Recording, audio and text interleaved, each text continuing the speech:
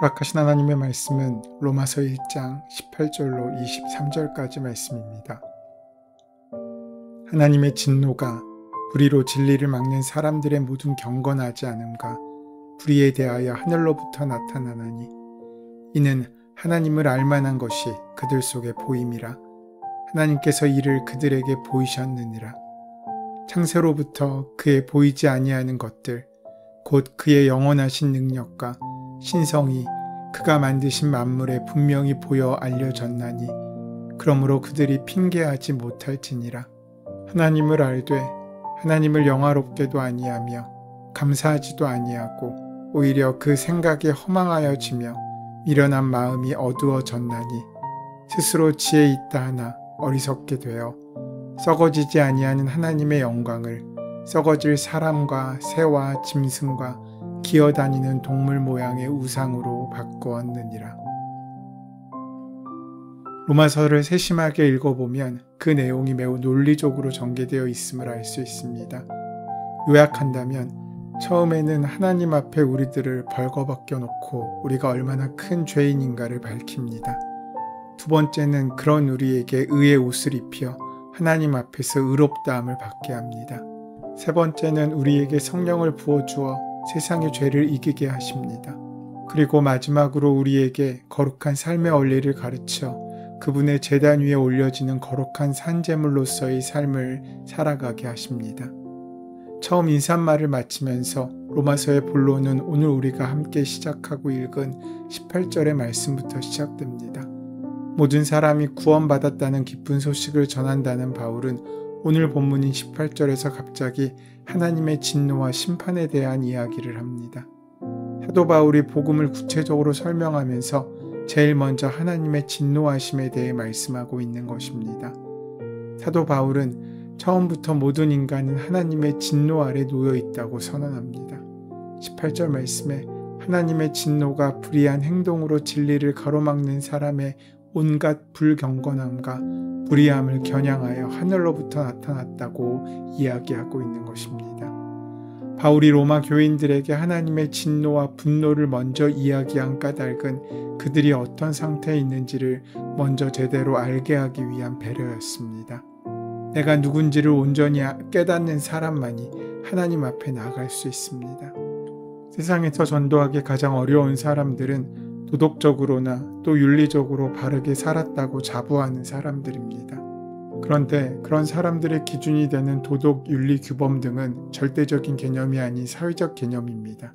그러니까 시대나 지역, 상황에 따라 그 기준이 달라진다는 것입니다. 예수님과 바울이 활동했던 당시 근동 지역은 헬레니즘 문화가 융성했습니다. 그런데 그 헬레니즘 문화의 특징은 물질적이고 쾌락을 추구하는 세속적인 특징을 가지고 있었습니다. 이렇게 물질주의가 만연하여 또 성적으로 문란하고 온갖 우상을 섬기는 문화권에 사는 사람들에게 무엇이 하나님의 말씀에서 벗어난 죄악된 삶인지를 깨닫게 하기 위해서 바울은 지금 하나님의 진노를 거론하고 있는 것입니다.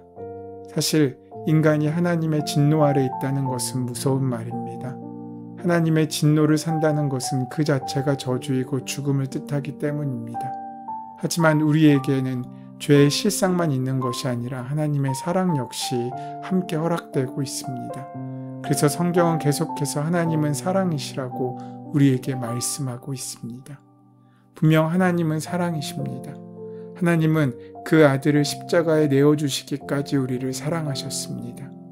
그분의 사랑은 넓고도 깊어서 믿는 사람에게부터 믿지 않는 사람에 이르기까지 끝없는 기다림과 반복된 용서를 우리 가운데 드러내십니다. 여기에 바로 복음의 기쁜 소식이 있고 구원의 능력이 허락되는 까닭이 있습니다. 우리가 어디서부터 구원을 받았는지를 알아야 복음이 왜 그렇게 기쁜 소식인지가 설명되는 것입니다. 복음이 기쁜 소식인 것은 우리가 다 하나님의 진노 아래서 구원받았기 때문입니다. 그러나 그렇다고 그 사랑이 이제 우리가 막 살아도 된다는 것을 뜻하는 것은 아닙니다. 그렇다면 왜 하나님께서는 인간에 대하여 그렇게 진노하셨겠습니까? 로마서 1장 후반절에 보면 이 질문에 대한 대답이 있습니다. 그것은 마치 인간들을 발궈벗겨 놓는 것과 같습니다. 인간이 얼마나 악하면 내가 진노하겠느냐. 내가 너희의 실상을 똑똑히 보여주겠다 라고 말씀하시면서 우리의 진면목을 보게 하십니다. 우리가 병원에 가면 이런 일을 경험하게 됩니다. 병의 원인이 무엇인지를 온전히 알기 위해서 의사 앞에 우리는 솔직하게 우리의 모든 상태를 드러내야 합니다. 그렇게 해야만 우리 몸에 숨어있는 질병을 알 수가 있습니다. 그 질병을 알아야 그 질병 가운데 치료할 수 있는 것입니다. 마찬가지로 하나님께서도 우리의 죄악을 온전히 알게 하시는 방법으로 우리를 벌거벗기십니다. 세상적인 지위나 명예의 옷, 세상적인 평판과 세상적인 자랑의 옷을 다 벗겨버리시고 자신의 솔직한 모습을 드러내게 하십니다. 하나님 앞에 벌거벗겨져서 다 드러난 인간의 진면목, 그것은 한마디로 멸망당할 죄인의 모습입니다. 죄로 말미암아 하나님의 진노가 임할 수밖에 없다는 것이 인간의 실존입니다.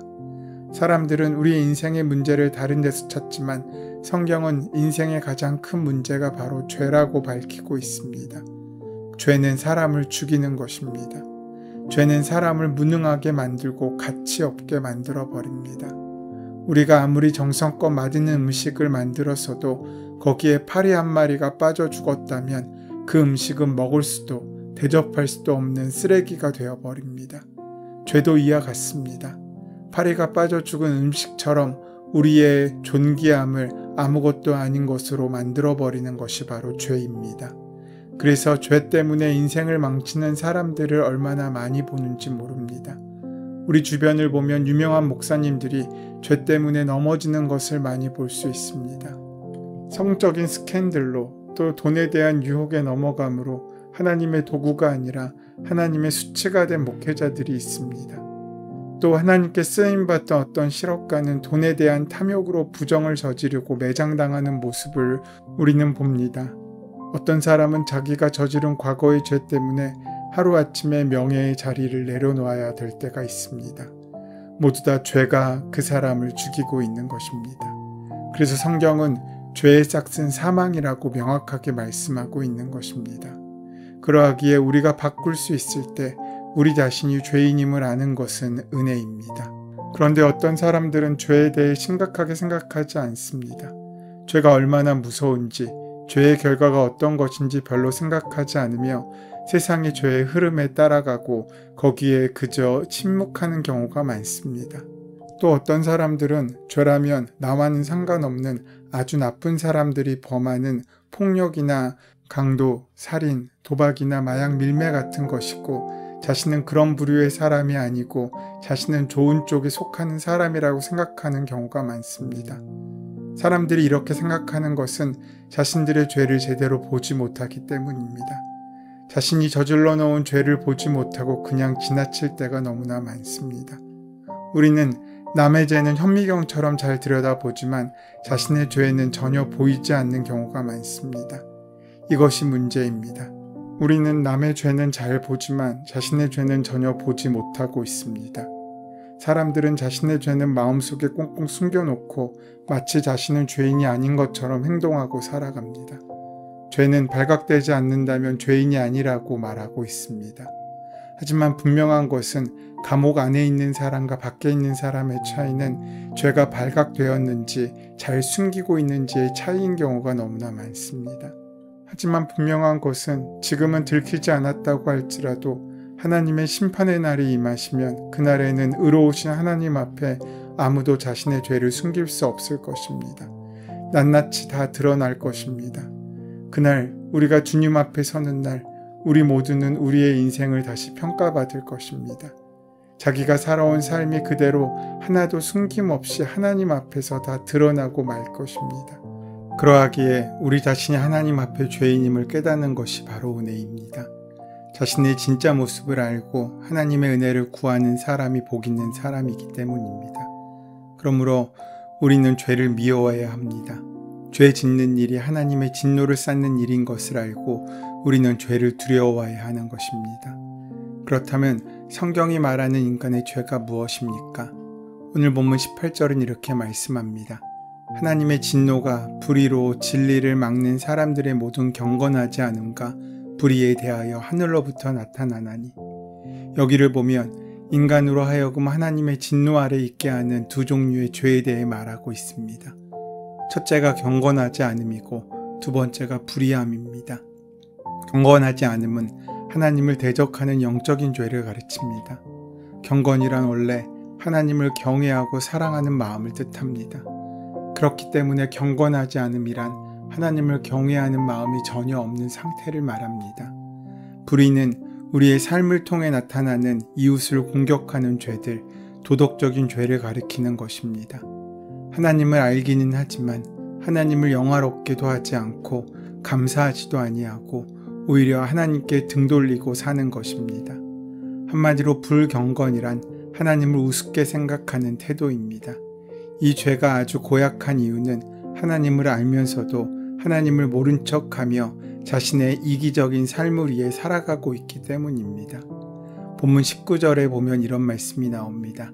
이는 하나님을 알만한 것이 그들 속에 보임이라 하나님께서 이를 그들에게 보이셨느니라. 이 말씀은 인간은 본능적으로 하나님을 아는 지식이 있다는 것입니다. 이것은 사람이 거부하려고 할 수 없는 것입니다. 본능적으로 사람들에게는 하나님의 의식이 있습니다. 그러나 그런 의미에서 보통 하나님을 믿지 않는 사람들을 무신론자라고 말하지만 엄밀한 의미에서 이 세상에 무신론자란 없습니다. 다만 불신자만 있을 뿐입니다. 세상에 아버지 없는 자식이 있을 수 있습니까? 단지 아버지를 거부하는 사람들, 나는 아버지를 필요 없다라고 여기는 그런 자녀만 있을 뿐입니다. 하나님을 거부한 인간들은 하나님은 필요 없고 우리 힘으로, 우리의 지식으로, 우리의 방법으로 살아가겠다고 큰소리칩니다. 하나님이 어디 있냐고, 요즘같이 과학이 발달한 시대에 하나님은 필요 없다고 소리쳐 외칩니다. 그런데 보십시오. 자칭 지혜 있다고 하는 사람들이 결국 찾는 것이 바로 우상이라고 성경은 말하고 있지 않습니까? 하나님은 없다고 하면서 귀신을 섬기고 하나님은 필요 없다고 말하면서 우상을 만들어 놓고 그것을 섬기게 되었다고 말하고 있는 것입니다. 우상은 사람들이 하나님을 거부하고 그러면서 자신이 의지하고 싶은 것을 만들어 놓은 것입니다. 그런데 우상은 하나님을 섬기는 것보다 훨씬 더 자유롭고 편해 보입니다. 왜냐하면 우상은 사람들의 본성과 항상 맞아떨어지기 때문입니다. 우상은 내가 원할 때만 섬기면 됩니다. 싫으면 다른 것으로 바꾸어낼 수 있습니다. 우상은 결코 우리에게 이렇게 살아라, 저렇게 살아라, 이것은 죄다, 이것은 하지 마라 라고 말하지 않습니다. 우상 숭배에는 회개가 필요 없습니다. 그저 사람들의 욕망만을 충족시켜주는 것만 있습니다. 또 성경은 하나님을 거부하고 떠난 사람들이 자신의 욕망을 충족시키는 쪽으로 점점 더 발달하게 되었다고 말합니다. 육체와 마음이 원하는 대로 쾌락을 추구하기 시작한 것입니다. 오늘 본문 뒤쪽의 28절 말씀을 보면 하나님보다 죄로 향하는 인간의 모습을 이렇게 말씀하고 있습니다. 또한 그들이 마음에 하나님 두기를 싫어하며 하나님께서 그들을 그 상실한 마음대로 내버려 두사 합당하지 못한 일을 하게 하셨으니. 여기에 보면 사람들은 그 마음에 하나님 두기를 싫어한다고 말씀하고 있습니다. 하나님에 대해 알려고도 하지 아니하고 어떻게 하면 하나님의 눈을 피해 자신의 생각대로, 자신의 원함대로 살 수 있을까를 궁리하는 못된 마음을 가지게 되었다는 것입니다. 결국 사람들은 합당하지 못한 일들, 불의를 행하게 된 것입니다. 하나님의 진노는 우리를 불편하게 만드는 신학적인 개념이 되었습니다. 그래서 사람들은 가급적 진노라는 단어를 입에 올리려 하지 않습니다. 어떤 사람들에게는 하나님의 진노가 자신의 기득권을 유지하는 데 사용되는 겁박의 도구가 되었습니다. 어떤 사람들에게 하나님의 진노가 인간의 권리를 침해하는 개념이 되어버렸습니다. 여기저기서 하나님의 진노는 버려지고 있습니다. 하지만 우리가 기억해야 할 것이 있습니다. 이 하나님의 진노가 바로 하나님의 사랑의 본질을 기초로 하고 있다는 것입니다. 우리가 제자인가 아닌가의 기준은 그 스승의 진노 앞에서 드러나는 것입니다. 그리스도인이란 하나님의 진노 앞에 놓인 사람들입니다. 오늘날 하나님의 사랑이 무엇인지도 모르고 자신의 뜻대로 되는 것이 사랑을 받은 줄을 알고 자신의 마음대로 되는 것이 용서인 줄 알고 불의한 길을 나도 모르게 걷는 그리스도인이 얼마나 많은지 모릅니다. 그래서 우리의 신앙은 언제나 하나님의 진노 앞에 놓여야 합니다. 그 진노가 우리를 향한 하나님의 진짜 사랑이기 때문입니다. 오직 그 하나님만이 나를 견책하실 수 있습니다. 그 은혜의 길을 찾고 나아가는 오늘의 우리가 되기를 소원하고 축원합니다. 은혜의 주님, 주님 앞에 우리의 죄를 고백합니다. 우리의 숨겨진 비밀들이 온전히 드러나 하나님의 거룩하고 의로운 자로 설 수 있도록 인도하여 주시옵소서. 예수님의 이름으로 기도드립니다. 아멘. 이제 오늘 이 아침 우리에게 허락하신 본문의 말씀이 오늘 나에게 주시는 하나님의 말씀으로 만나지기 위하여 본문의 말씀을 깊이 묵상하시고 함께 기도하는 시간 가지도록 하겠습니다. 함께 기도합니다.